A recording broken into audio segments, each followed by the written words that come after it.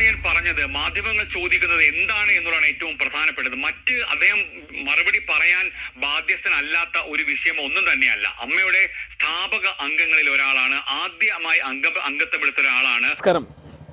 Hema committee report പുറത്തു വന്നതിൻ്റെ പിന്നാലെ അതുമായി ബന്ധപ്പെട്ട് നിരവധിയായ സംഭവങ്ങളാണ് ഉണ്ടായിക്കൊണ്ടിരിക്കുന്നത്. ശരിക്കും ഹേമ കമ്മിറ്റി റിപ്പോർട്ടുമായി ബന്ധപ്പെട്ടുള്ള വിഷയങ്ങളാണോ ഉണ്ടാവുന്നത്? അല്ല, ഉണ്ടാവുന്നത് മീറ്റു ആരോപണമാണ്. അതിനെ നിരന്തരമായ വാർത്താ പ്രക്ഷോഭത്തിലൂടെ പിടിച്ചു നിർത്തുകയാണ്. നമുക്ക് മുമ്പിൽ അറിയാം ഹേമ കമ്മിറ്റി പറഞ്ഞിട്ടുള്ളത് എന്താണ് എന്നുള്ളത്. പ്രധാനമായിട്ടും പറഞ്ഞിട്ടുള്ളത് ജൂനിയർ ആർട്ടിസ്റ്റിന് പലപ്പോഴും അവഗണന നേരിടുന്നുണ്ട്, കാസ്റ്റിംഗ് കൗച്ചുണ്ട്. അതുമാത്രമല്ല, അവർക്ക് വേണ്ട സൗകര്യങ്ങൾ ഏർപ്പാടാക്കി കൊടുക്കുന്നില്ല. അതിലിപ്പോൾ ആണുങ്ങൾക്കും പെണ്ണുങ്ങൾക്കും ഒരേപോലെയുള്ള അനുഭവങ്ങൾ ഉണ്ടാവുന്നുണ്ട്. യൂറിൻ സൗകര്യങ്ങൾ ഉണ്ടാവുന്നില്ല. പ്രൊഡ്യൂസർ, ഡയറക്ടർ എന്നുള്ള വലിയ പൊസിഷനിൽ ഇതിൽ സ്ത്രീകളൊക്കെ വരികയാണെന്ന് വെച്ചാൽ കൂടുതൽ സ്വാതന്ത്ര്യം ഉണ്ടാവും എന്നതിനെക്കുറിച്ചൊക്കെയാണ് ഹേമ കമ്മിറ്റി പറഞ്ഞിട്ടുള്ളത്. 2020 ശേഷം അതിൽ പല മാറ്റങ്ങളും ഉണ്ടായിട്ടുണ്ട്. ഇപ്പോൾ പുതിയ ഒരു സിനിമ തന്നെ കളിക്കുന്നത് മൊബൈലിൽ ഷൂട്ട് ചെയ്യുന്ന പോലെ ഷൂട്ട് ചെയ്തിട്ട് കളിക്കുന്നതാണ് വാഴ എന്ന് പറയുന്നത്. പടം ഹിറ്റാണ്. അപ്പോൾ കൂടുതൽ കഴിവുള്ളവർ വരികയാണ്. കഴിഞ്ഞ ആഴ്ചയാണ് മഞ്ജു വാര്യരുടെയും അതുപോലെ പാലും പഴവും മീര ജാസ്മിൻ്റെയും അതുപോലെ ഹണ്ട് എന്ന് പറഞ്ഞ ഭാവനയുടെയും 3 സിനിമയാണ് കഴിഞ്ഞ വെള്ളിയാഴ്ച റിലീസായത്. പക്ഷേ നമ്മുടെ മാധ്യമങ്ങൾ, വാർത്തകൾ അവർക്കൊരു ചെറിയ സഹായം പോലും വാർത്തകൾ കൊണ്ട് കൊടുത്തില്ല. ഇപ്പോൾ സുരേഷ് ഗോപിയുടെ വലിയ വാർത്ത വിവാദമാക്കുകയാണ്. നമുക്ക് സുരേഷ് ഗോപിയുടെ വാർത്ത വിവാദമാക്കുമ്പോൾ ഒരു കാര്യം അറിയാം.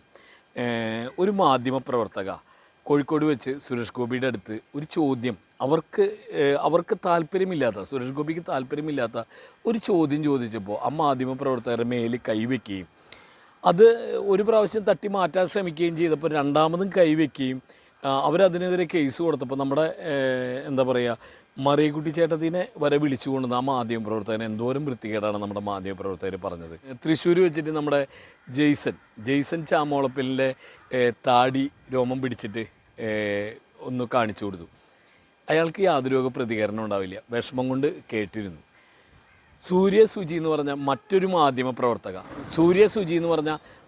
മാധ്യമപ്രവർത്തക റിപ്പോർട്ട് ടിവിയുടെ തന്നെ അവർക്കൊരു മോശം അനുഭവം ഉണ്ടായി. അവർ പ്രതികരിച്ചപ്പോൾ മറ്റു മാധ്യമപ്രവർത്തകരെല്ലാം തന്നെ സുരേഷ് ഗോപിക്ക് അനുകൂലമായ നിലപാടെടുത്തു. ഇനി ഇത്രയും ആവേശം കൊണ്ട് പ്രതികരിക്കുന്ന റിപ്പോർട്ട് ടി വി എന്ത് ചെയ്തു? എല്ലാ മാന്യന്മാരും അതിലുണ്ട്.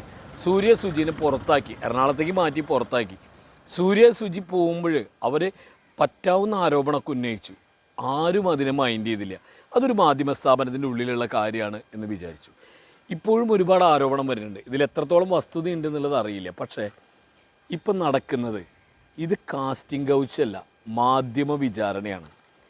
സുരേഷ് ഗോപി ഇങ്ങനെ പെരുമാറുള്ളൂ. ഗുരുവായൂർ വെച്ച് നമ്മൾ കണ്ടതാണ്. ഒരു സ്ത്രീ, അവർ കോയമ്പത്തൂരിൽ നിന്ന് വന്നതാണ്. അവരുടെ മകന് ചികിത്സാ സഹായം ചോദിക്കാനായിട്ട് സുരേഷ് ഗോപിയുടെ അടുത്ത് നിന്നു. സുരേഷ് ഗോപി എന്താ ചെയ്തത്? ഗോവിന്ദനോട് പോയി ചോദിച്ചോളാൻ പറഞ്ഞു. നമ്മുടെ മാധ്യമങ്ങൾ ഏതെങ്കിലും ഒരു മാധ്യമം റിപ്പോർട്ട് ചെയ്തോ? ഇല്ല. എനിക്ക് തോന്നുന്നു തൃശ്ശൂർ അഞ്ജുരാജ് ഉണ്ടായിരുന്നില്ല ഏഷ്യാനെറ്റിൻ്റെ എന്ന് തോന്നുന്നു. അത് കാരണമാണ് അദ്ദേഹം രണ്ടാമത് തള്ളി മാർക്കുൾപ്പെടെയുള്ള ഒരു നിലപാട് എന്തുകൊണ്ട് സ്വീകരിക്കുന്നു എന്നുള്ളതാണ് ആർക്കും മനസ്സിലാകാത്ത ഒരു പ്രധാനപ്പെട്ട കാര്യം. നമ്മൾ നേരത്തെ പറഞ്ഞ പോലെ ഈ ഒരു വിവാദം ഉണ്ടായ സമയത്തൊക്കെ തന്നെ ആരോപണം നേരിടാൻ രഞ്ജി പണിക്കർ സിനിമയൊന്നും അല്ലല്ലോ. അദ്ദേഹം കേന്ദ്രമന്ത്രിയാകുമ്പോൾ ഇപ്പോഴും ഭരത്ചന്ദ്രൻ IPS തന്നെയായിട്ടല്ലേ നടക്കണം. അദ്ദേഹം എപ്പോഴും ഉപയോഗിക്കുന്നതും സ്വീകരിക്കുന്നതും ഭരത്ചന്ദ്രൻ IPS ആണ്. അദ്ദേഹം തന്നെ അത് പറയുന്നുണ്ട്. അദ്ദേഹത്തിൽ നിന്ന് മറ്റെന്തെങ്കിലും നിങ്ങൾ വിചാരിച്ചു എന്ന് വെച്ചാൽ നിങ്ങൾക്ക് കിട്ടുന്ന കാശ് കുറഞ്ഞിട്ടുണ്ടോ? അദ്ദേഹം എപ്പോഴും മാധ്യമപ്രവർത്തകരോട് എതിർത്ത് ചോദിക്കുന്ന മാധ്യമപ്രവർത്തകരോട് ഇങ്ങനെ മാത്രമേ പെരുമാറാറുള്ളൂ. അത് മനസ്സിലാവാതെ എത്രയോ ഉദാഹരണങ്ങളുണ്ട്. അത് മനസ്സിലാവാതെ ഇതൊക്കെ പറഞ്ഞിട്ട് എന്താ കാര്യം? നിങ്ങളുടെ പാടായി, നിങ്ങൾ കൊണ്ടു നടക്കാൻ